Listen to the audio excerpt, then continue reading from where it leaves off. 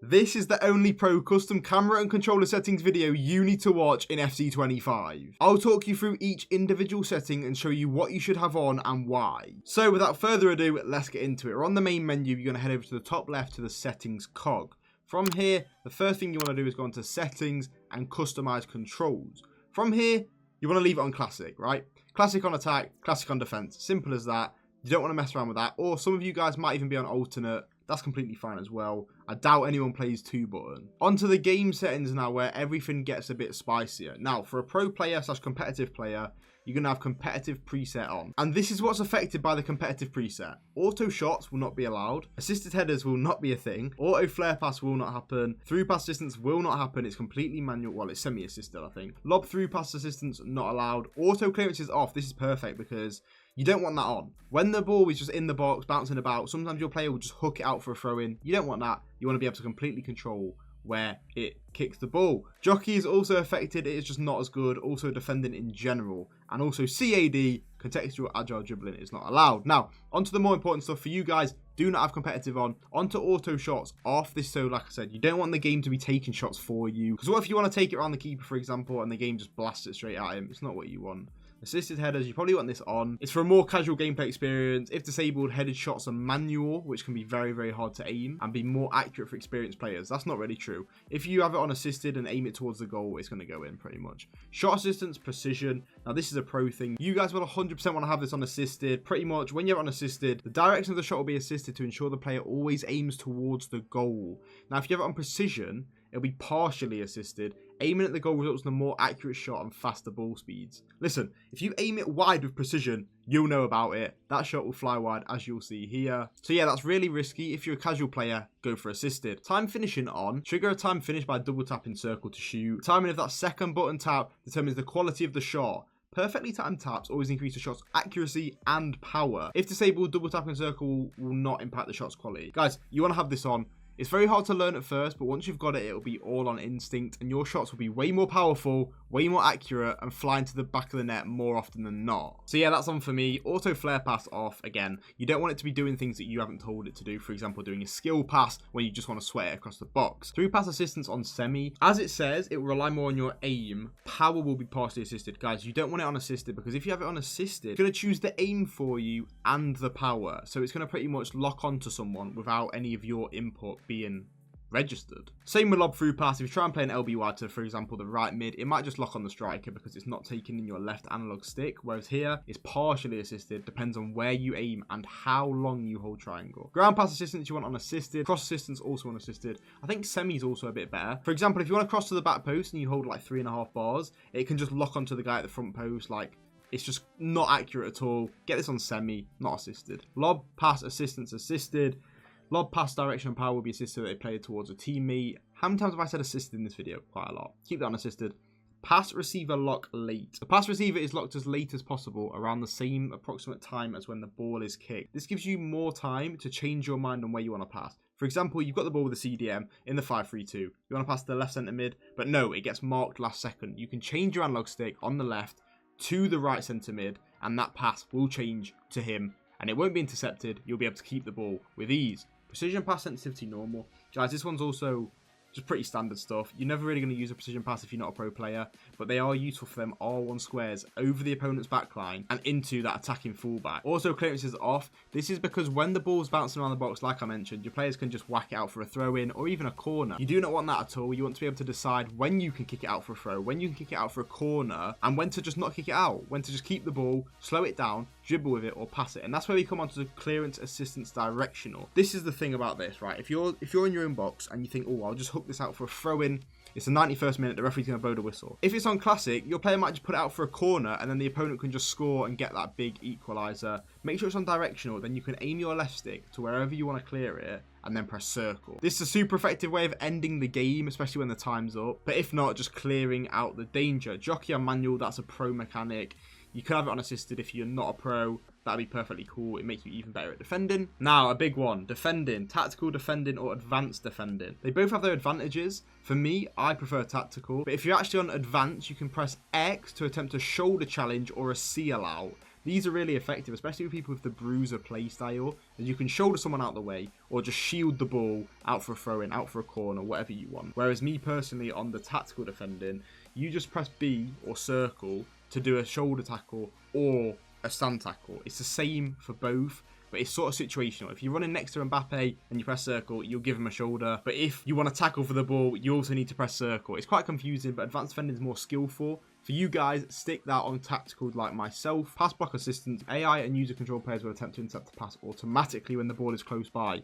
Definitely do this, otherwise they're just not even going to try and get the ball. Your players will be stood there like scarecrows. Auto switching on air and loose balls, guys. This is just to make sure that when someone whips in that cross, you don't have to scramble around, get in the right centre back, get in the right back. It will automatically switch you onto that to challenge for the header. So that one's perfect, guys. Do not fiddle around with that. Auto switching move assistance on high.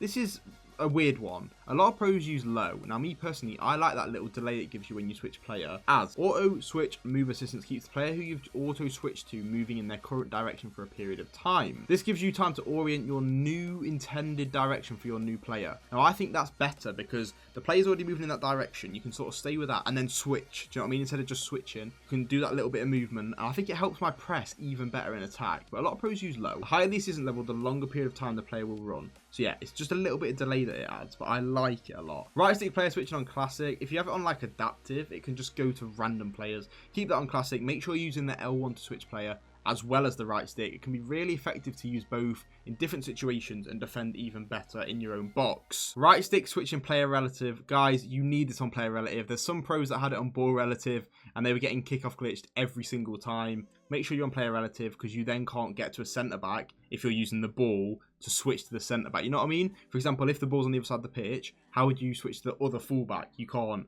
because the ball's too far away. Right stick switching sensitivity on 4. This is perfect, guys. You don't want it to be too high sensitivity or it'll be zinging about to your striker, your right back, your left back when you actually want the right centre mid. So put it on this. Next, player switching on classic. You can have this on closest to ball, but then it's not very good. It'll get you guys that are, for example, behind their player, cannot affect the game in any way, shape or form. Keep this on classic and, for example, it might offer you the CDM instead of the striker who is actually close to the ball but can't have an effect on the game. Reaction time modifier off. This is so that there's no sort of delay when you're switching player at all. I said about the movement, but that's about the player moving in a certain direction, not about taking too long to switch the player, okay? Reaction time modifier sensitivity is on 6, but like I said, it's off, so it doesn't really matter. Player lock on. This is the left and right stick pushing in at the same time, and you can switch player to someone else, control their runs, whilst the AI keeps hold of the ball. This is so effective, so effective. Keep the ball, get out of the press, and make special runs in behind, and even play through balls or crosses or whatever you'd like to them. Dribbling, projectile dribbling off. As I said, we're not allowed to use this in the pro stuff. It's pretty much the AI will make little touches for you, but yeah, I will not be using that. Save assistance on semi. I don't think this does anything. The setting only impacts user control goalkeeper. Yeah, so for example, if you're on pro clubs and you go in goal, it'll be using that. Analog sprint off. Guys, make sure this is off. This is so that the sprint boost can be used effectively if it is off. If it's on, you can't do it. You pretty much just can't get a boost. I know they've patched it, but still, you can get a boost at times. With this on, you cannot. Trigger effect off. You don't want anything going on your controller, for example, user vibration feedback. Otherwise, your controller's going to be going zzz, and your triggers will be getting all stiff with effect. You don't want it on at all. It just ruins your experience. Get these off and you'll be absolutely flying. Now, we've done the game settings. Let's head over to camera. For me, we're going for co-op on single player. Co-op on pretty much everything, but I don't really play pro clubs. Height 10, zoom 10. It's just the default co-op camera setting. As we head down here, what else is down here? Power shot zoom on. I like this on as I can see if a player is winding up a power shot. If they are, I can get ready to move the keeper, or even put in a tackle with that more zoomed in, precise animation. Onto visual now. Player name and indicator. I like to see the player name just so I can see what player's on the ball rather than the opponent's PSN. Why do I need to see the opponent's PSN? I don't think I do. I want to see who's on the ball, if it's Hamsik, if it's Valverde. Obviously, you can tell by the haircuts and stuff, but you want to be sure because what playstyles have they got? You'll never know, and that's why you want to be able to mark potential power shots, potential finesse shots, and stuff like that. Player indicator size default. I've seen people have this on large. Don't do that. It's way too big. Player indicator fade on. I like this because if your player's tired, right, the red arrow will become less red, and you can actually tell they've got low stamina, right, without having the big stamina bar in the bottom left and right corners. okay? So I like that on. Player styles overhead indicator, I like this on as well. I did turn it off for the pro tournament because I'm pretty sure it was making me lag a little bit. But I like to see what players have got what play styles. So like I said, I can mark that Trivela, mark that finesse, or even mark that power shot. Next player switch indicator on. This is so I can see the next player the game wants me to switch to. Therefore, if it's the right player that I want, I can press L1. If it's not, we'll freestyle and use the right stick to find the player that I want to switch to. So yeah, make sure that's on as well. A lot of people have it off, but I just like to see who I'm going to switch to next. Player-based difficulty indicator off. Don't know what that is at all. Hold to skip, off. I had that on before.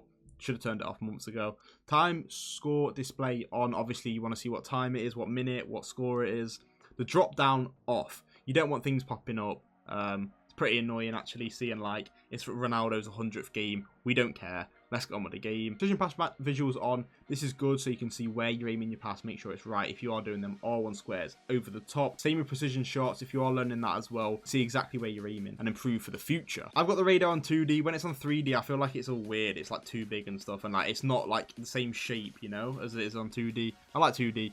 Leave these on default, guys, because when you have it on like red versus blue, and then he's got a blue kit on, but you've got a black kit on, it just makes everything so stupid. Like, for example, I could have mine on red and my opponent's on blue, and if my opponent's wearing a red kit and I'm wearing a blue kit, it would be the opposite colour on the map. It doesn't make sense at all. Just leave it on default. Scrolling lineups off. They can sometimes get in the way when you're playing down the wing. You know, you can't really see if you're on the pitch or off it. Connection and monitoring. Ping and connection indicators. This way you can see what your ping is, see if your parents or siblings are downloading something or watching Netflix, and you can find out exactly why you're lagging and go and tell someone off. Input overlay off. This way you can put a controller on the screen. I personally don't want that.